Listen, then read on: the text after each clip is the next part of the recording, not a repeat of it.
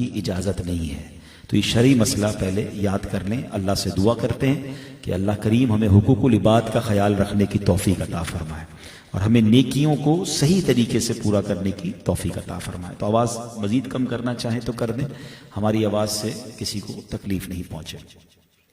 دوسری بات جو ماشاءاللہ آج عمران اجمیری بھائی کے گھر میں آنا ہوا ہے, کافی عرصے سے ان کی طرف سے مطالبہ رہا اور کوئی نہ کوئی وجہ بن جاتی تھی کہ کہیں سفر ہو جاتا تھا, کہیں کچھ ہو جاتا تھا, تو میں آ نہیں پاتا تھا. آج الحمدللہ حاضری ہوئی ہے. ان سے ہمارا تعلق بہت پرانا ہے اور کچھ یادگار باتیں ہیں ان سے ہمارے دوستی کی. ہم نے سفر الحمدللہ بغداد کا اور مدینے کا ساتھ کیا ہے, اور اگر میں غلط نہیں ہوں تو عمران موجود ہوں گے, یہ وہی سفر تھا کہ جس میں ہمارا کچھ ویزا کا پرابلم ہوا تھا, اور یہ حضرت دولہ شاہ سبزواری رحمۃ اللہ تعالی علیہ کی کرامت ہم نے دیکھی تھی, خود ایکسپیرینس کی تھی اس کرامت کو.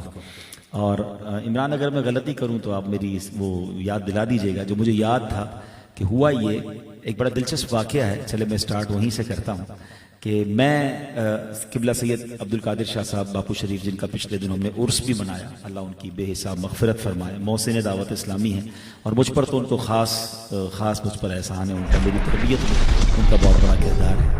تو ان کے ساتھ ہم ہر سال ہی الحمدللہ مدینہ شریف کی حاضری کو جاتے تھے, اور مدینہ شریف کے ساتھ ساتھ کوئی نہ کوئی ایک ملک ہم ایڈ کرتے تھے. ایک بار ہم عرب امارات گئے, ایک بار ہم افریقہ گئے. اب یہ پچھلے دنوں افریقہ میں تھا تو افریقہ والوں نے یاد دلایا کہ شعبان ہی کا مہینہ تھا 1994 میں آپ باپو شریف کے ساتھ وہاں آئے تھے, اور آج میں 2024 میں دوبارہ گیا. 30 سال پہلے الحمدللہ سید صاحب کے ساتھ ہم کینیا, تنزانیہ, ان ملکوں میں اب میرا پھر اسی مہینے میں جانا ہوا. پھر اس دوران بھی میں گیا تھا, مگر 30 سال پورے ہوئے تو وہ یادگار ہوئی. تو ہوا یہ کہ اس قافلے کے انتظامی امور میں مجھے بھی کچھ کوشش کرنے کا موقع ملتا تھا. اب ہوا یہ کہ ہمارا بغداد شریف کا ویزا لگ گیا. بغداد شریف کا ویزا اس زمانے میں بھی گروپ ویزا لگتا تھا, مگر مدینہ شریف کا ہمارا ویزا نہیں آیا. 8 لوگ تھے یا 9 تھے, ہم 9 افراد تھے, اس میں کچھ اسلامی بہنیں بھی تھیں, خاندان کے کچھ افراد بھی تھے. ہم 9 لوگوں کا ویزا نہیں آیا. میرے گھر پہ محفل مدینہ ہو گئی, اور جس میں جناب سارے دعوت اسلامی کے ذمہ داران اور اس زمانے کے جو بھی بڑے بڑے نعت تھے سب آئے. بہت اچھی محفل, پورے قافلے کی محفل مدینہ میرے گھر پہ ہوئی. ٹھیک ہے, اچھا مجھے پتا ہے میرا ویزا نہیں آیا, اور ہم یہی دعا کر رہے ہیں کہ صبح روانگی ہے ویزا آ جائے. اب ایسا ہوا کہ پورا مدنی ہمارا قافلہ جو تھا وہ بغداد ہمیں چھوڑ کر روانہ ہو گیا. ہمارا ویزا نہیں آیا. ہمیں صبح ایمبیسی جانا تھا 1 دن بعد یا 2 دن بعد, تو روز جاتے تھے ایمبیسی میں, ویزا آتا ہی نہیں تھا. اب تو بڑے آسان ہو گئے, آن لائن ویزا ہو گئے. اس زمانے میں ساری رات ایمبیسی کے باہر صبح جا کے کھڑے ہونا پڑتا تھا. تو ایک دن صبح ہوئی تو شاید عمران نے یا ایک اور بھائی تھے, رضوان شاید ان کا نام تھا, انہوں نے کہا کہ آج ہمارا ویزا لگ جائے گا. میں نے کہا روز آتے ہیں, کہتے بس میں کہہ رہا ہوں نا آج لگ جائے گا. میں نے کہا اچھا. ہم گئے اور ہمارا ویزا لگ گیا. میں نے کہا یار اتنا یقین آپ کو کیسے تھا, ویزا کیسے لگ گیا, آپ کہہ رہے آج لگ جائے گا. مجھے پتا تھا آج لگ جائے گا, وجہ کیا ہے؟ کل رات ہم دولہ شاہ سبزواری پہ بیٹھے تھے اور وہاں رو رہے تھے, دعائیں کر رہے تھے اللہ کی بارگاہ میں. آنکھ لگی تو خواب میں دولہ شاہ سبزواری تشریف لائے, اور انہوں نے 9 ہم جتنے 9 لوگ تھے سب ہم موجود تھے ان کے دربار میں, اور انہوں نے کہا گھبرانا نہیں, صبح ویزا لگ جائے گا. اچھا اب یہ بڑی سٹرینج بات ہے, اب بھی یہ آسان نہیں ہے کہ ایک قافلہ آدھا پہنچ چکا ہو اور پیچھے دوسرے قافلے میں اس کو جوائن کرنا ہو. بغداد شریف ڈائریکٹ فلائٹ نہیں تھی, پہلے ایران جانا پڑتا تھا. ہم ایران سے بائی روڈ بغداد جانا ہوتا تھا. قافلہ ہمارا بغداد پہنچ چکا تھا. ہم 9 افراد پھر پاکستان سے تہران گئے. تہران سے 50 سیٹر بس کروائی جس میں 9 افراد تھے ہم صرف پوری بس میں. 15 گھنٹے کا کرمان شاہ بارڈر ایریا تھا, وہاں تک ہم نے ٹریول کیا. اچھا اس زمانے میں موبائل فون کی فیسلٹی تھی نہیں کہ آپ موبائل کریں گے بلا لیں گے, ٹیلیکس چلتا تھا.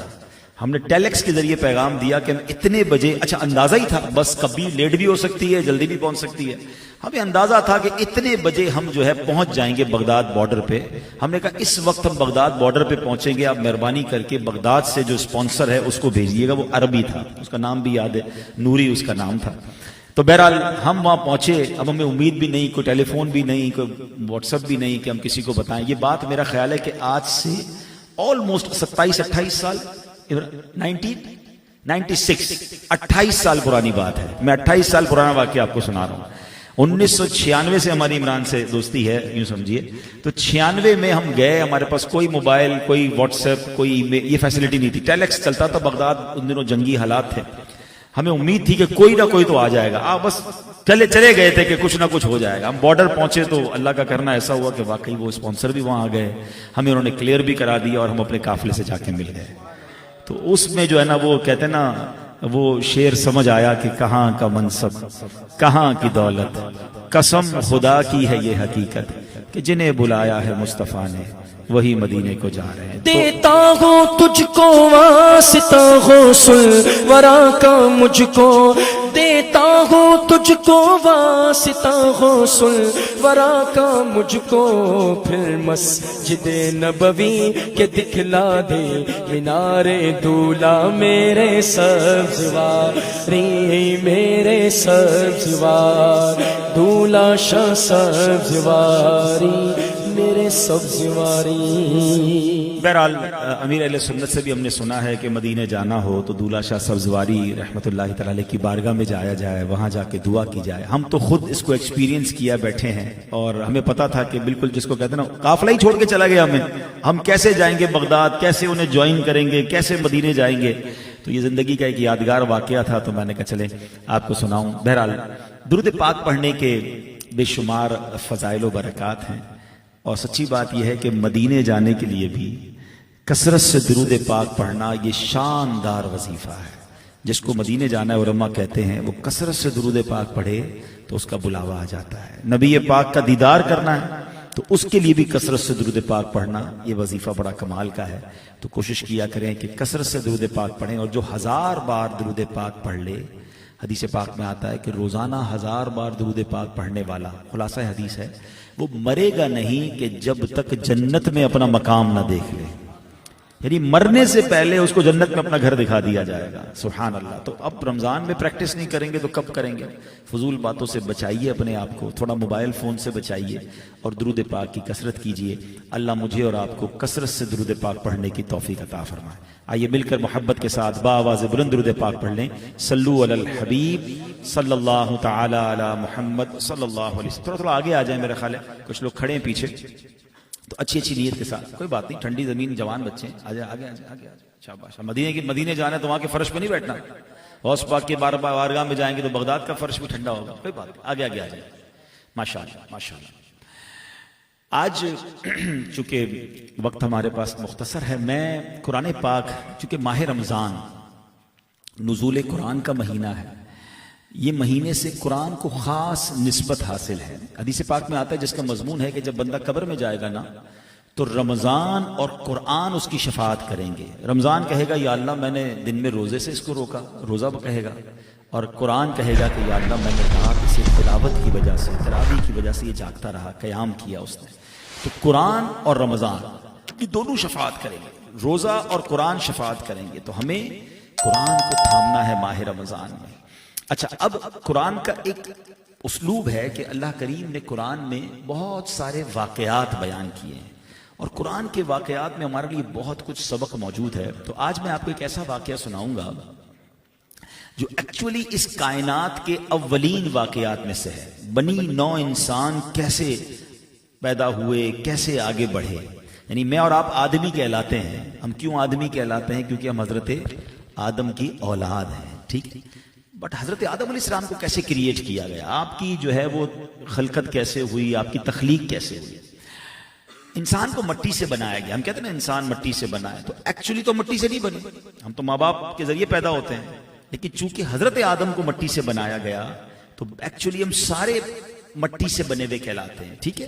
اور بڑی خوبصورت بات علماء کہتے ہیں کہ جس بندے کی جہاں پر تدفین ہوتی ہے نا، جہاں اس نے ایک دفن ہونا ہوتا ہے، ادھر کی مٹی سے ہی اس بندے کو بنایا گیا ہوتا ہے. ہاں، یہ بات یاد رکھیے گا.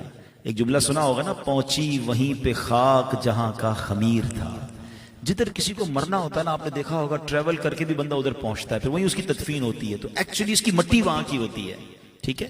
اگر اس بات کو سمجھا جائے تو ایک ایمان افروز بات یہ سمجھ آتی ہے کہ حضرت ابو بکر صدیق اور حضرت عمر فاروق رضی اللہ تعالیٰ عنہ پر ہماری جانیں قربان. آپ کو پتہ ہے علماء کہتے ہیں ان کو اسی مٹی سے بنایا گیا ہے جس مٹی سے نبی پاک کو بنایا گیا ہے. کیونکہ بالکل روضہ انور کے ساتھ ہی آپ کی قبر ہے نا. تو ایگزیکٹلی وہاں کی مٹی سے جہاں سے نبی پاک علیہ الصلوۃ والسلام کی تخلیق ہوئی وہیں سے حضرت ابوبکر صدیق اور حضرت عمر فاروق کو بنایا گیا. یعنی یہ گویا پہلے سے سلیکٹڈ تھے, ان کو پہلے ہی چن لیا گیا تھا. اور ایک اور خوش آئند بات یہ ہے کہ جس کی بھی تدفین جنت البقیع میں ہوتی ہے گویا اس کو مدینے کی مٹی سے بنایا گیا ہوتا ہے.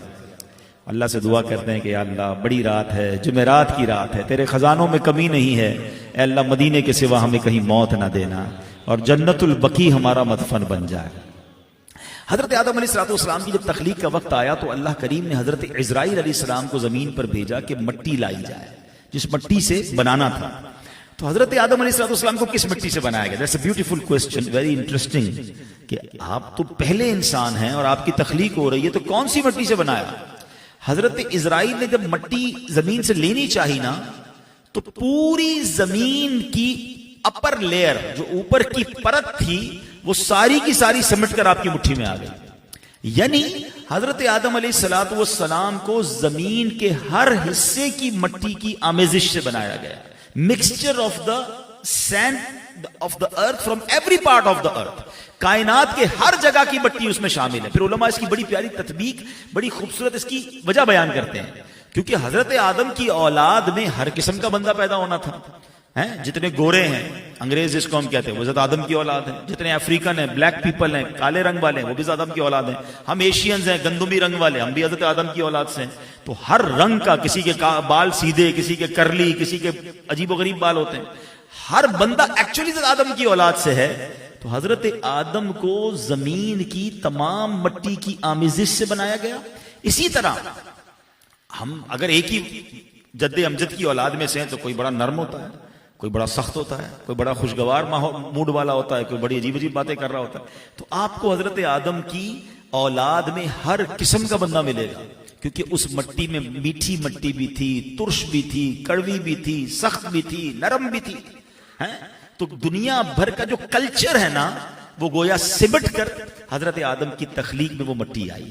اچھا, اب آپ کی جب تخلیق ہوئی, آپ کا پتلا بنا دیا گیا, ابھی آپ کے جسم میں روح نہیں داخل کی گئی تھی, تو آپ کو جنت کے دروازے پر اس پتلے کو, اس جو حضرت آدم کا پتلا تھا اس کو رکھ دیا گیا. تو فرشتے بڑے تعجب سے دیکھنے لگے کہ یہ کون سی نئی مخلوق ہے. تو فرشتوں نے سوال کیا کہ یا اللہ یہ کون ہے؟ اب یہ پوری ڈیبیٹ قرآن میں موجود ہے, میں اس کو سمرائز کر رہا ہوں. تو اللہ نے فرمایا کہ یہ میرا خلیفہ ہوگا زمین پر. تو فرشتوں نے کہا یا اللہ اس کو خلیفہ بنائے گا کہ جو زمین پر جا کر جس کی اولاد قتل و غارت گری کرے گی؟ خلیفہ بننے کے حقدار تو ہم ہیں, دن رات تیری عبادت کرتے ہیں. یہ پورا ایک مکالمہ ہے. پھر حضرت آدم علیہ السلام کو اللہ کریم نے علوم عطا فرمائے.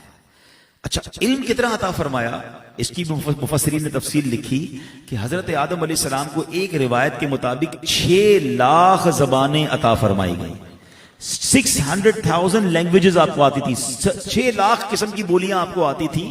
اچھا, ایک تو کیا ہوتا ہے, ہم نارملی ہم میں سے بھی کئی لوگ ہوں گے 2-4 زبانیں سیکھ لیتے ہیں نا, 2-4 جملے سیکھ لیتے ہیں, ہم کچھ بات کر لیتے ہیں اس زبان میں. نہیں, ہر زبان میں حضرت آدم علیہ السلام کو دنیا کی ہر چیز کا نام معلوم تھا, قیامت تک آنے والے ہر بندے کا نام معلوم تھا, تمام درختوں کا, تمام پرندوں کا, تمام چرندوں کا, تمام حیوانات کا, تمام دنیا کی اشیاء کا, ایچ اینڈ ایوری تھنگ, ہر چیز کا علم ہر زبان میں حضرت آدم علیہ السلام کے پاس تھا.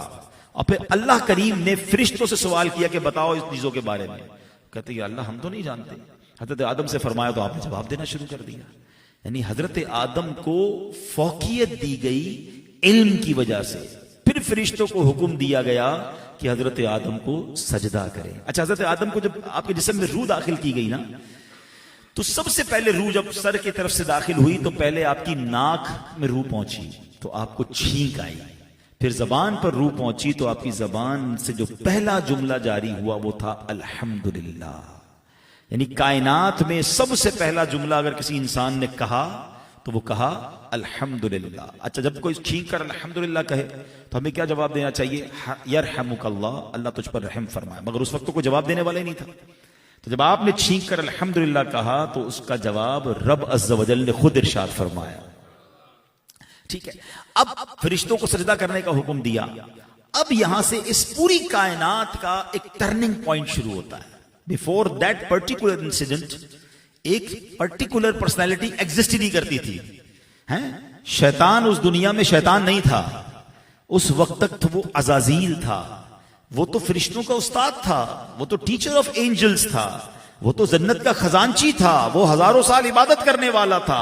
اس کا مرتبہ یہ تھا کہ وہ جب رب کی بارگاہ میں حاضر ہوتا تھا تو فرشتوں کی صف میں حاضر ہوتا تھا، معلم الملکوت تھا، فرشتوں کا استاد تھا، اتنا بڑا اسٹیٹس تھا اس کا. مگر شیطان مردود کے دل میں خیال آیا کہ حضرت آدم کو سجدہ کیوں کرنا ہے، اور اس نے اپنا ایک فلسفہ پیش کیا. اور یہ جو بات اس نے کہی وہ بھی قرآن میں موجود ہے. وہ کہتے ہیں انا خیر من خلقتنی من نار وخلقتہ من طین. اے اللہ میں تو اس سے بہتر ہوں، تو نے مجھے آگ سے بنایا ہے اور اس کو مٹی سے بنایا ہے. یہاں دو بڑے پرابلم تھے. ایک تو اللہ کے ڈیسیشن پر آرگیومنٹ ہے، اللہ نے فرما دیا، کام تھا ماننا، فرشتوں نے مانا. ایک تو اعتراض، دوسرا پراؤڈ، تکبر کہ میں بہتر ہوں. اور تیسرا اس کے اندر ایک اور بڑا پرابلم یہ تھا، علماء نے تو یہ بھی بڑی پیاری ڈیبیٹ کی ہے کہ اس کا یہ فلسفہ ہی غلط تھا کہ آگ مٹی سے بہتر ہے. اور علماء نے اس کی کئی وجوہات لکھی. آپ علماء کہتے ہیں آگ پر مٹی ڈال دو تو آگ بجھ جاتی ہے، مگر آگ مٹی کو ختم نہیں کر سکتی ہے. ٹھیک ہے نا؟ تو افضل کیا ہوا؟ دنیا میں کوئی چیز امانتاً رکھنی ہو، سنبھال کر رکھنی ہو تو آگ میں رکھتے ہیں یا مٹی میں رکھتے ہیں؟ آگ میں رکھیں گے تو ختم ہو جائے گی نا، جل جائے گی. مٹی میں چھپا کے رکھتے ہیں، مٹی میں دبا کے رکھتے ہیں. مٹی رازدار ہے، مٹی سنبھالتی ہے. علماء نے اس کی کئی ساری لاجکس بیان کی کہ ہر صورت میں مٹی جو ہے وہ آگ سے افضل ہے. اور شیطان کا یہ کہنا ہی غلط تھا کہ آگ بہتر ہے، تو نے مجھے آگ سے بنایا، اسے مٹی سے بنایا. لیکن الٹیمیٹلی جو بڑا پرابلم اس پورے سینیریو میں تھا وہ یہ تھا کہ اس نے تکبر کیا. آج تکبر کی پہلے تعریف سمجھ لیں. تکبر ایکچولی کس کو کہتے ہیں، پراؤڈ کس کو کہتے ہیں؟ کہ بندہ اپنے آپ کو کسی سے افضل سمجھے کہ میں اس سے بہتر ہوں. ٹھیک ہے نا؟ تو شیطان نے کیا کہا؟ انا خیر من، میں اس سے بہتر ہوں. اچھا، ادھر جب اللہ کریم کی طرف سے آرڈر ملا سجدہ کرنے کا تو تمام فرشتے باری باری سجدے میں گئے. اچھا، سجدہ کتنا بڑا تھا؟ یہ وہ سجدہ نہیں جو 2-4 منٹ کے لیے ہم سجدے میں جاتے ہیں. جمعے کا دن تھا، زوال کے وقت سے لے کر عصر تک فرشتے سجدے میں رہے. اتنا طویل سجدہ ہوا. سب سے پہلے حضرت جبرائیل سجدے میں گئے، پھر حضرت میکائیل، حضرت اسرافیل، حضرت اسرائیل، یہ سب، پھر باقی سارے فرشتے سجدے میں چلے گئے. مگر یہ مردود کھڑا رہا تکبر میں اکڑ کر. اور اینڈ آف دا ڈے اس کا رزلٹ کیا آیا کہ اللہ کریم نے اس کو اپنے دربار سے نکال دیا، راندہ درگاہ کر دیا. وہ جنت میں رہتا تھا. شیطان جو تھا نا وہ جنت میں رہتا تھا، اور اس کو جو آرڈر ملا، جس طرح اسے اللہ کے دربار سے نکال دیا گیا، اللہ اکبر، کیا فرمایا؟ فخرج منہا فانک رجیم وان علیک لعنتی الی یوم الدین.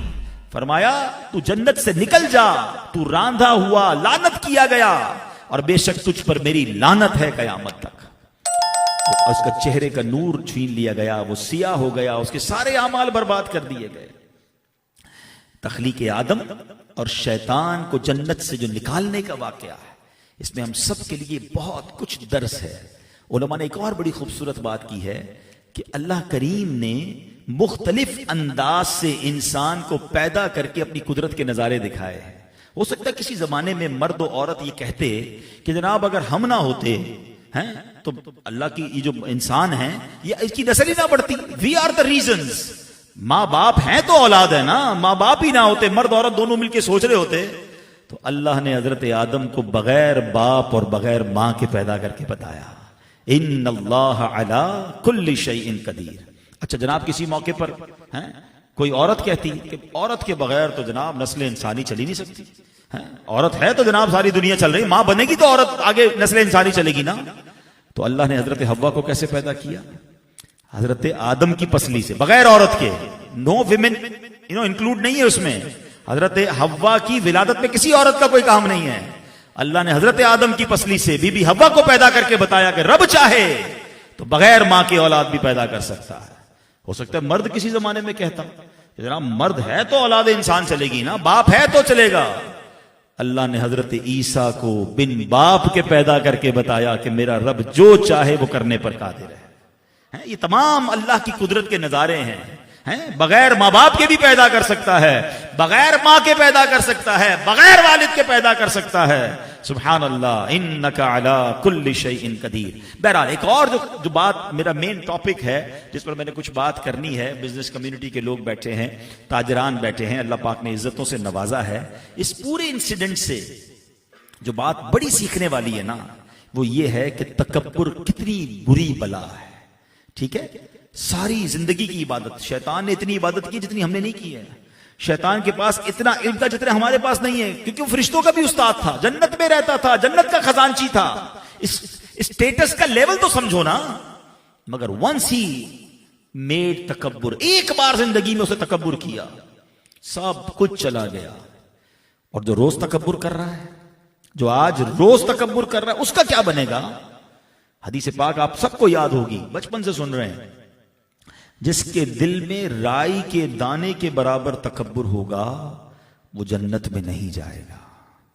رائی کا دانہ اتنا سا ڈاٹ, یہ ایگزامپل ہوتی ہے کہ جس کے دل میں ایک نقطے کے برابر بھی تکبر ہوگا نا وہ جنت میں نہیں جائے گا. تو جس کا پورا دل ہی تکبر سے بھرا ہوا ہے اس کا کیا حال ہوگا؟ شیطان نے تو ونس ان لائف ٹائم کہا نا, انا خیر من, میں اس سے بہتر ہوں. جو روز یہ کہتا ہو, اس نے ایک بار کہا تو سب برباد ہو گیا. جو روز یہ کہتا ہو, اچھا ہم میں سے کئی لوگ ہیں کہ جب بھی اس طرح کا بیان ہوتا ہے تو کہتے ہیں یار میں کہاں تکبر کرتا ہوں, میں تو بڑا عاجز آدمی ہوں. ٹھیک ہے نا, چلیں تھوڑی سی میں ایگزامپلس کے ذریعے تھوڑی ڈیٹیل سے سمجھ لیتے ہیں. پہلے تو یہ سمجھ لیں کہ جب بھی تکبر کی بات ہوتی ہے نا تو خیال یہ آتا ہے یار یہ پیسے والے کرتے ہیں, مالدار جو ہے نا وہ تکبر کرتے ہیں غریبوں پر. یہ بھی ہماری بھول ہے. علماء نے اس کی ریزنز بیان کیے. تکبر صرف مالدار نہیں کرتا, تکبر کے 8 اسباب بیان کیے. عبادت بھی تکبر لاتی ہے, ہاں علم بھی تکبر لاتا ہے, مال بھی تکبر لاتا ہے, خوبصورتی بھی تکبر لاتی ہے, طاقت بھی تکبر لاتی ہے, اقتدار بھی تکبر لاتا ہے, شہرت بھی تکبر لاتی ہے. دیر از نو اونلی صرف مالداری تکبر کرتے ہیں. اب آپ کا عبادت کیسے تکبر لاتی ہے؟ آج کل سارے ماشاءاللہ نمازیں پڑھ رہے ہیں نا, روزے رکھ رہے ہیں, بڑے عبادت گزار بنے ہوئے ہیں. جنت کا لگتا ہے پکا ٹکٹ مل گیا ایسا لگ رہا ہے. اللہ کرے جنت کی حاضری مل جائے ہمیں, باقی ہمارے روزے نمازوں کا حال ہمیں ہی پتا ہے. لیکن ہوتا کیا ہے کہ تھوڑی سی نمازیں پڑھ لی, تھوڑی سی روزے رکھ لیے, او ہو یہ تو روزہ ہی نہیں رکھتا, دیکھو میں سارے روزے رکھ رہا ہوں, میں تراویح پڑھ رہا ہوں, یہ تو تراویح نہیں پڑھ رہا. بھائی آپ پڑھیں, باقی کسی کو کمتر سمجھنے کی کیا ضرورت ہے؟ ہمیں کیا معلوم اس کا اور رب کا کیا معاملہ. اچھا ہماری کون سی قبول ہو گئی گارنٹی کیا ہے ہمارے پاس ہیں؟ اس کو اس طرح سمجھیے, ایک بار ایک بزرگ اپنے بچے کے ساتھ کہیں جا رہے تھے, رات کا وقت ہوا, کسی سرائے میں, کسی, آج کل تو ہوٹل ہوتے ہیں, اس زمانے مسافر خانے ہوتے تھے. آرام کیا, تہجد کے لیے باپ بیٹے اٹھے. بیٹا اٹھ کے کہتا ہے ابا جان یہ کیسے لوگ ہیں, کوئی بھی تہجد کے لیے نہیں اٹھا. تو والد بڑی کمال کی شخصیت تھے, آپ نے کہا بیٹا تو بھی سویا رہتا تو ٹھیک ہی تھا. بات ایک جملے میں سمجھا دی انہوں نے. تہجد پڑھ کر باقی لوگوں کو حقیر سمجھ رہا ہے, اس سے بہتر تو بھی سویا رہتا نا. تو یہ بات سمجھیے, آپ روزے رکھیں, نمازیں پڑھیں, صدقہ خیرات کریں, مگر you have no right کہ آپ کسی کو اپنے سے کمتر سمجھنا شروع کر دیں. اللہ نقطہ نواز ہے, وہ بے نیاز ہے, نہ جانے کس کو چھوٹے سے عمل پر بخش دے اور میری ساری, اگر اتنی ساری نیکیاں تکبر کی وجہ سے ہی برباد ہو جائے. علم بھی تکبر لاتا ہے. آپ نے علم سیکھا, بڑی بات ہے, علم دین سیکھا, بہت اچھی بات ہے, مگر اس لیے سیکھا کہ دوسروں کو حقیر سمجھیں کہ اس کو تو آتا ہی کچھ نہیں, مجھے تو مسائل آتے ہیں, اس کو مسائل نہیں پتا, میں نے تفسیر قرآن پڑھی, اس کو تو قرآن ہی پڑھنا نہیں آتا. نہیں, یہ کام نہیں کرنا ہے. بالکل علم حاصل کرے, بڑی بات ہے, مگر علم سیکھ کر کسی کو حقیر نہ سمجھنا. بلکہ احادیث میں مضمون ملتا ہے, من قال انا عالم فہو جاہل, جو اپنے آپ کو عالم جانے وہ تو جاہل ہے, جو کہے کہ میں عالم ہوں.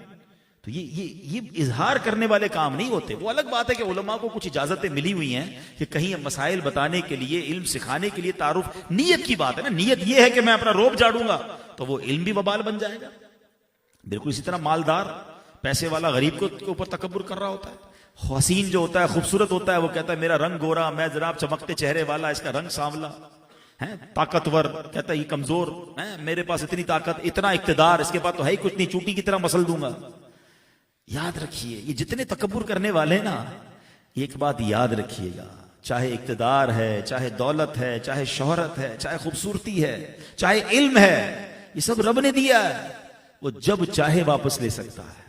ہاں ہم نے مالداروں کو کنگال ہوتے دیکھا ہے, خوبصورتوں کو بیمار ہوتے دیکھا ہے, بستر پر پڑے ہوئے دیکھا ہے. سب کچھ ختم ہو جاتا ہے جب رب چاہے ہیں تو ہمیشہ ڈرتے رہنا ہے، عاجزی کا پیکر رہنا ہے، تکبر قریب نہیں آنے دینا۔ احادیث میں ایک اور مضمون ملتا ہے کہ قیامت کے دن متکبرین چونٹیوں کی شکل میں لائے جائیں گے، جن کو لوگ اپنے پیروں ترے روند کر قیامت کے دن جائیں گے۔ تو بہت بڑا گناہ ہے، یعنی یوں کہا جائے کہ اس کائنات میں جو سب سے پہلے گناہ ہوئے نا، سب سے پہلے گناہ ہونے والوں میں سے گناہ ایک تکبر بھی ہے، تو شیطان نے کیا تھا اور اس کا نتیجہ اس نے کیا بھگتا۔ تو ہم کدھر جائیں گے؟ عبادت ضرور کیجئے، روزے رکھیے، نمازیں پڑھیے، مگر عاجزی کا پیکر رہیے۔ اب کئی لوگ اس وقت راشن بانٹ رہے ہوں گے، کئی لوگ اس وقت افطاری کروا رہے ہوں گے، کئی لوگ اس وقت جناب چندہ دے رہے ہوں گے اللہ کی راہ میں، بہت اچھی بات ہے، ساری نیکیاں ہیں، مگر یہ کرتے ہوئے بھی نا عاجزی کے پیکر رہنا ہے۔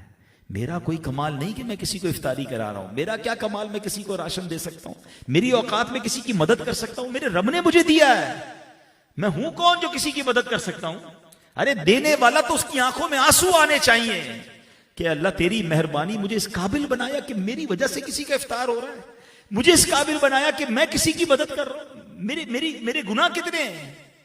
تو سجدہ شکر ادا کرو کہ مولا تیری مہربانی، دینے والا بنایا، مانگنے والا نہیں بنایا، کبھی اکڑنا نہیں ہے، کبھی پھولنا نہیں ہے۔ اور اب میں آخری بیان، تو یہ ٹاپک اتنا طویل ہے کہ اس میں بہت ساری باتیں ہو سکتی ہیں، مگر میں 2-3 ایگزامپل سے سمجھا دیتا ہوں کہ بعض اوقات ہم لوگ سوچ رہے ہوتے ہیں کہ نہیں یار میں تکبر ابھی بھی ہو سکتا ہے۔ بھائی مولانا صاحب بات تو بالکل صحیح کر رہے ہیں، تکبر بہت بڑا گناہ ہے، بالکل نہیں ہونا چاہیے، مگر میں نہیں کرتا۔ میں 2-3 آپ کو ایگزامپل سمجھاتا ہوں تاکہ اندازہ ہو کہ تکبر ایکچولی ہم کیسے کر جاتے ہیں، ہمیں پتہ بھی نہیں چلتا۔ کیا ہم کسی غریب مسلمان کے اپنے ساتھ بٹھانا پسند کرتے ہیں جس کے کپڑے تھوڑے سے میلے سے ہوں؟ کیا کسی غریب مسلمان کے ساتھ بیٹھ کر کھانا کھانا پسند کرتے ہیں؟ کیا اس کو اپنی سواری میں اپنے ساتھ بٹھاتے ہیں؟ نہیں، تو پھر تکبر کس شے کا نام ہے؟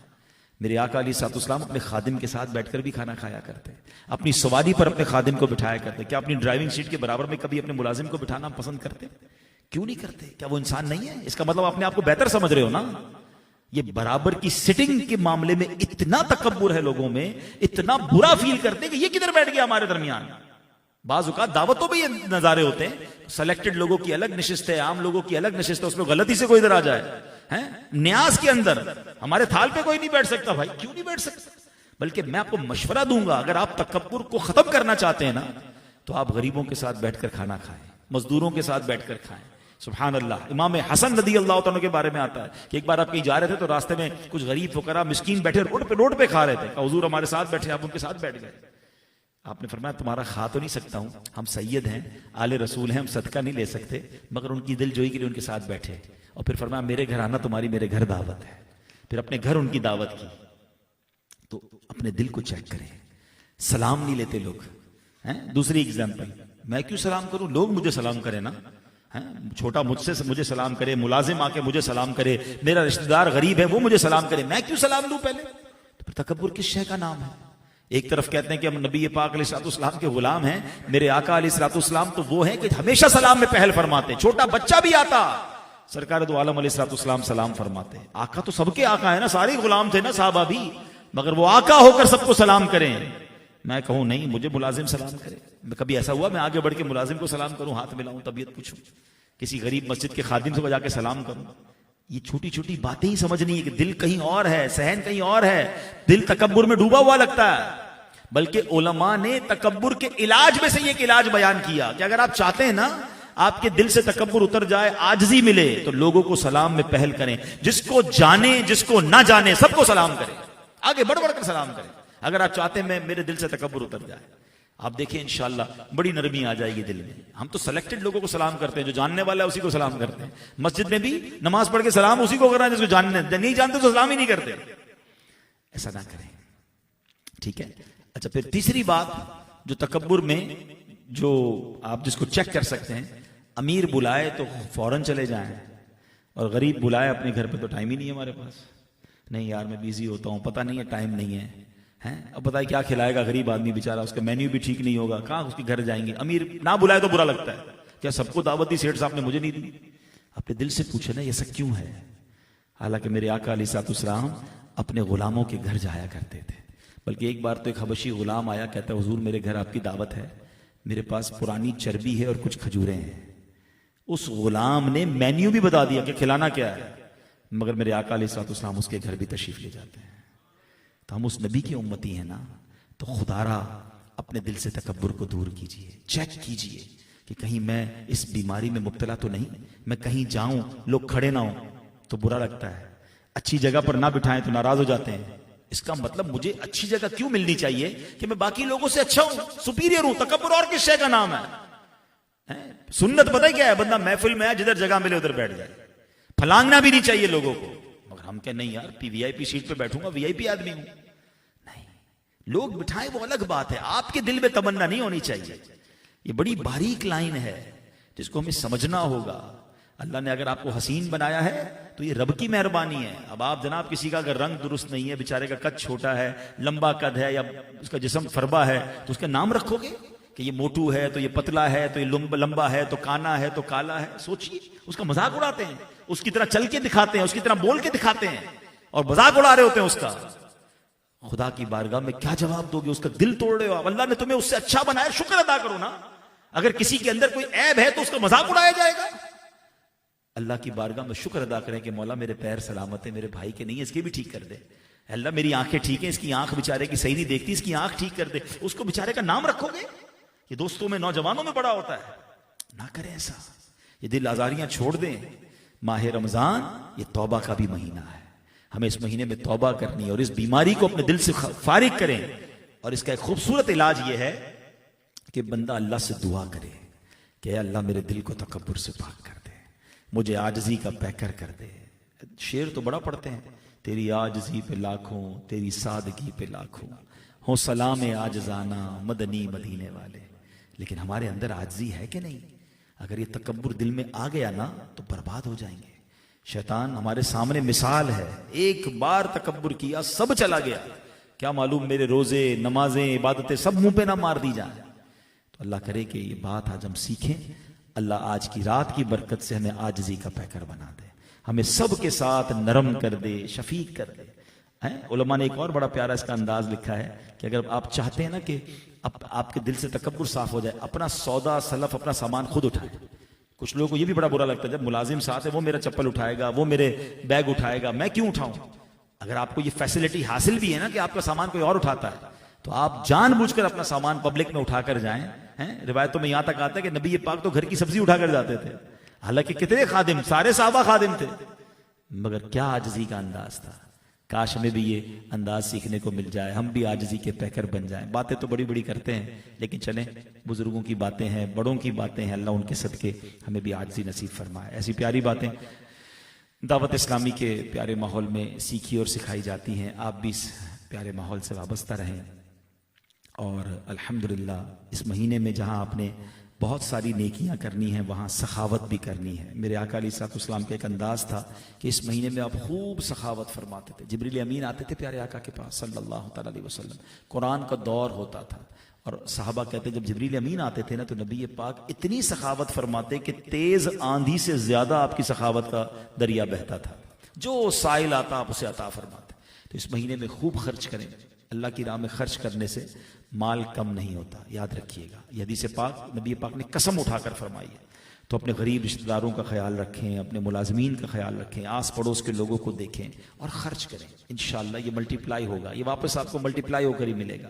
اور پھر اپنی زکوٰۃ میں, اپنے ڈونیشن میں, اپنے فطرے میں اپنی دعوت اسلامی کو ضرور یاد رکھیں. اتنا بڑا دین کا کام دعوت اسلامی کر رہی ہے. 150 کے قریب ملکوں میں پیغام پہنچ چکا ہے.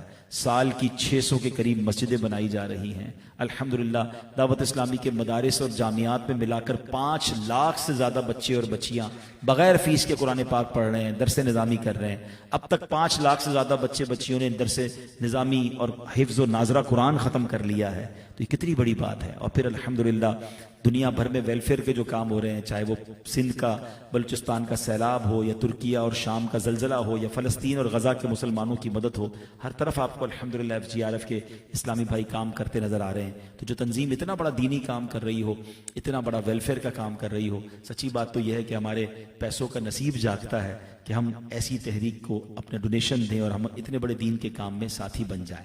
آخری بات, فطرہ دینا ہے. اس میں بھی ایک مسٹیک ہم کر رہے ہوتے ہیں کہ فطرہ حدیث پاک میں 4 قسم کا بیان ہوا ہے, کھجور کا, جو کا, کشمش کا اور گندم کا. مگر ہم میں سے بڑی اکثریت جو ہے شروع سے ہم ہمیشہ سے گندم کا فطرہ دے کر اپنی جان چھڑا لیتے ہیں. یقیناً کوئی گندم کا فطرہ دے گا تو اس کا فطرہ ادا ہو جائے گا، مگر اپنے دل سے پوچھئے کہ جس کو اللہ نے کروڑوں سے اچھا بنایا ہے کیا اس کو لوئسٹ کیٹیگری کا فطرہ دینا چاہیے؟ ہر روز افطار میں بہترین کھجور جناب فروٹ بھی کھائے، فرائز بھی کھائیں، اور جب آخری دن عید کے دن فطرہ دینے کی باری آئی تو کہا یار وہ سب سے سستا والا فطرہ کون سا؟ بھائی وہ لے لو 300-400 روپے. اپنے دل سے پوچھیں کیا عید کی خریداری میں بھی یہ کرتے ہیں کہ یہ دکاندار کے پاس جائیں کہ یار عید کے کپڑے سلوانے، سب سے سستے والا کپڑا دکھاؤ، سب سے سستے والے چپل دکھاؤ، سب سے سستی والی ٹوپی دکھاؤ، بھائی عید پڑھنی ہے. عید کی خریداری بہترین، اللہ کی راہ میں سب سے لوہسٹ کیٹیگری. آپ خود سوچیں، اللہ کی بارگاہ میں دل دیکھا جاتا ہے. جب بھی اللہ کی بارگاہ میں خرچ کریں نا دل سے کریں، بہترین کریں. جس کو اللہ نے نوازا ہے، غریب آدمی گندم کا فطرہ دے گا اس کے لیے ٹھیک ہے، مگر جس کو اللہ نے کروڑوں سے اچھا بنایا وہ اللہ کی بارگاہ میں دیتے ہوئے عرض بھی کرے مولا تیری مہربانی، جب سارا رمضان اجوا کھجور سے افطار کیا تو فطرہ بھی اجوا کھجور کا دوں گا نا. سارا رمضان تو نے اتنی میری عزت، مجھے اتنی نعمتیں عطا کی، تو اب تیری باری میں خرچ کرنے کی باری، وہ بھی میں تیری راہ میں بہترین خرچ کر. یہ خرچ کرنا جاتا کہیں نہیں ہے، آپ ہی کے جنت کے اکاؤنٹ میں جا رہا ہے. تو اس بار اپنا فطرہ بہترین دیجئے، اچھا دیجئے، اور الحمدللہ یہ فطرہ بھی آپ دعوت اسلامی کو دیں گے تو انشاءاللہ اس کے ذریعے دین کے کام آگے بڑھیں گے. اللہ پاک اپنی راہ میں ہمیں دل کھول کر خرچ کرنے کی توفیق عطا فرمائے، آج کی رات کی برکتیں نصیب فرمائے. آمین بجاہ النبی الامین صلی اللہ تعالی علیہ وسلم. الحمدللہ رب العالمین والصلاة والسلام علی خاتم النبیین یا ارحم الراحمین یا ارحم الراحمین یا ارحم الراحمین یا ربنا یا ربنا یا ربنا یا ربنا یا ربنا یا اللہ یا رحمان یا رحیم. اللہم ربنا آتنا فی الدنیا حسنة وفی الآخرة حسنة وقنا عذاب النار وقنا عذاب القبر وقنا عذاب الحشر وقنا حساب الميزان. اللهم ارزقنا ایمانا کاملا ویقینا صادقا وقلبا خاشعا وبدنا عابدا ورزقا حلالا طیبا واسعا یا اللہ، وتوبة نصوح وتوبة قبل الموت وراحة عند الموت والعفو عند الحساب والنجاة من النار والفوز بالجنة بغير حساب. یا عزیز یا غفار یا رب العالمین یا حل المشکلات، حل المشکلاتنا یا اللہ، یا دافع البلیات ادفع بلیاتنا یا اللہ، یا قاضی الحاجات اقضی حاجاتنا یا اللہ، یا ستار العیوب استر عیوبنا بسترک الجمیل، یا غفار الذنوب اغفر ذنوبنا یا اللہ، یا اول الاولین یا آخر الآخرین یا ذا القوة المتین یا راحم المساکین ارحمنا نحن الفقراء والمساکین، ارحمنا نحن الفقراء والمساکین یا ذا الجلال والاکرام نسألک حسن الختام. اے ڈوبتوں کو بچانے والے، اے بے کسوں کی دستگیری کرنے والے، اے رمضان میں جمعرات کی رات اور جمعے کے دن ہر لمحے 10 لاکھ گناہ گاروں کو جہنم سے آزاد فرمانے والے مولا، تیرے بندے تیرے دربار میں رات کے اس پہر تیرا اور تیرے حبیب علیہ الصلوۃ والسلام کا ذکر کر کے اے اللہ تیرے دربار میں حاضر ہیں. آج کی جو محفل ہوئی، بیان ہوا، نعت خوانی ہوئی، جو لنگر پیش کیا جائے گا، تلاوت ہوئی، اللہ ان تمام اعمال کا ثواب، قصیدہ بردہ شریف بھی ہوا، اللہ سب کا ثواب تیری بارگاہ میں پیش کرتے ہیں. مولا اپنے کرم سے سرکار دو عالم صلی اللہ علیہ وسلم کی بارگاہ میں پہنچا دے. اللہ پیارے آقا کے وسیلہ جلیلہ سے تمام انبیاء کرام، تمام صحابہ کرام، تابعین، تبع تابعین، اولیاء کاملین، والدین مصطفیٰ، ازواج مطہرات، شہدائے کربلا، شہدائے بدر، شہدائے احد کی بارگاہ میں بالخصوص سیدہ کائنات بی بی فاطمہ الزہرا رضی اللہ تعالیٰ عنہا کی بارگاہ میں پیش کرتے ہیں. قبول فرما اے کریم مولا. تمام اولیاء کاملین بالخصوص پیران پیر شیخ عبد القادر جیلانی رحمۃ اللہ تعالی علیہ کی بارگاہ میں، حضرت دولہ شاہ سبزواری رحمۃ اللہ تعالی علیہ کی بارگاہ میں پیش کرتے ہیں. قبول فرما. تمام مسلمین، تمام مسلمات، بالخصوص ہمارے عمران اجمیری بھائی کی والدہ اور ان کی مرحومہ بہن کی روح کو پیش کرتے ہیں. قبول فرما. اللہ ان کے خاندان کے تمام مرحومین کی مغفرت فرما. ہمارے خاندان سے جو مرحومین دنیا سے چلے گئے، بالخصوص جن کے والدین میں سے کوئی ایک، اللہ ان کی بھی بے حساب مغفرت فرما. اے کریم مولا، اے کریم مولا، مانگنے کی رات ہے، شب جمعہ ہے، اے اللہ آج ہم سب کی جھولیاں بھر دے، ہم سب کی مرادیں پوری کر دے، ہم سب کی بے حساب مغفرت فرما دے، ہمارے ماں باپ کو بھی بخش دے، ہمارے بھائی بہنوں کو بخش دے، ہمارے بیوی بچوں کو بخش دے، اے اللہ ہم سے محبت کرنے والوں کی بخشش فرما، سرکار علیہ الصلوۃ والسلام کی ساری امت کی بخشش فرما دے، اے اللہ ہمیں نیک بنا دے، اپنے پسند کے بندوں میں شامل فرما لے، سچا عاشق رسول بنا دے، اے اللہ ہماری دنیا بھی اچھی کر دے، ہماری آخرت بھی اچھی کر دے، ہمیں حاسدوں کے حسد سے بچا، بد نظروں کی بد نظری سے بچا، شیطان کے شر سے بچا، جادو ٹونے آسیب سے بچا، زمینی اور آسمانی بلاؤں سے بچا، زلزلوں طوفانوں اور وائرسوں سے بچا، اے کریم جتنے یہاں پر ہاتھ اٹھائے حاضر ہیں، ہمارے ساتھ سوشل میڈیا پر دنیا میں جہاں جہاں ہاتھ اٹھائے تیرے بندے اور تیری بندیاں حاضر ہیں، اللہ اپنی پریشانیاں تجھ سے نہ کہیں تو کس سے کہیں مولا، طرح طرح کے دکھ ہیں، طرح طرح کے غم ہیں مالک، ہمیں معلوم ہے دنیا والے کہتے ہیں ہماری مشکل بڑی ہے، مگر مولا ہم جانتے ہیں ہم اس پروردگار کے دربار میں سر بسجود ہیں، ہاتھ اٹھائے حاضر ہیں کہ مالک تو چاہے تو اندھیرے کنویں سے نکال کر حضرت یوسف کو مصر کا بادشاہ بنا سکتا ہے، اے کریم جب تو چاہے تو حضرت ابراہیم کے لیے بہت بڑی آگ کو باغ بنا دیتا ہے، اے اللہ جب تو چاہے تو حضرت موسیٰ اور ان کے ساتھیوں کے لیے دریائے نیل راستے نکال دیتا ہے، اے اللہ ہمارے لیے بھی راستے نکال دے، اے اللہ ہماری مشکلیں بھی آسان کر دے، غموں کے اندھیرے کنویں سے نکال کر خوشیوں کے اجالے میں داخل کر دے، اے اللہ بیماریوں کے اندھیرے سے نکال کر اے اللہ ہمیں صحت کے اجالے میں داخل کر دے، اے اللہ غموں کے اندھیرے سے نکال کر اے اللہ خوشیوں کے اجالے میں داخل کر دے، اے اللہ مدینہ پاک سے دوری کے اندھیرے سے نکال کر ہمیں صبح طیبہ کے اجالے میں داخل کر دے، اے اللہ جو تڑپ رہے ہیں انہیں کعبہ دکھا دے، انہیں مدینہ دکھا دے، اسی رمضان میں ہمیں حرمین طیبین کی حاضری نصیب فرما، ربنا تقبل منا انك انت السميع العليم وتب علينا يا مولانا انك انت التواب الرحيم وافوض امري الى الله ان الله بصير بالعباد لا اله الا انت سبحانك اني كنت من الظالمين رب یسر ولا تعسر وتمم لنا بالخیر یا فتاح وبک نستعین یا میسر کل امر عسیر یسر امری واشرح صدری یا اللہ، اے اللہ ہمارے عمران بھائی کے گھر بار کاروبار پر رحمتوں اور برکتوں کا نزول فرما، اس بلڈنگ پر اپنا خاص فضل و کرم فرما، اس محلے پر اپنی رحمتوں کا نزول فرما، بالخصوص تیرے دربار میں دعا ہے فلسطین کے مسلمانوں کی غیب سے مدد فرما، اے اللہ ان کی حفاظت فرما، اے بدر کے میدان میں فرشتوں کی فوج بھیجنے والے فلسطین کے مسلمانوں کی فرشتوں کے ذریعے مدد فرما، اے اللہ ہمارے وطن عزیز پاکستان کی خیر فرما، عالم اسلام کا بول بالا فرما، اے پروردگار جو مانگ سکے ہمیں وہ بھی عطا فرما، جو نہ مانگ سکے آج تو مانگنے کی رات ہے، اے اللہ بن مانگے عطا فرما دے، ببرکت ان اللہ وملائکتہ یصلون علی النبی یا ایہا الذین آمنوا صلوا علیہ وسلموا تسلیما، اللہم صل علی سیدنا ومولانا محمد طب القلوب ودوائها وعافیت الابدان وشفائها والنور الابصار وضیائها وعلی آلہ وصحبہ وبارک وسلم۔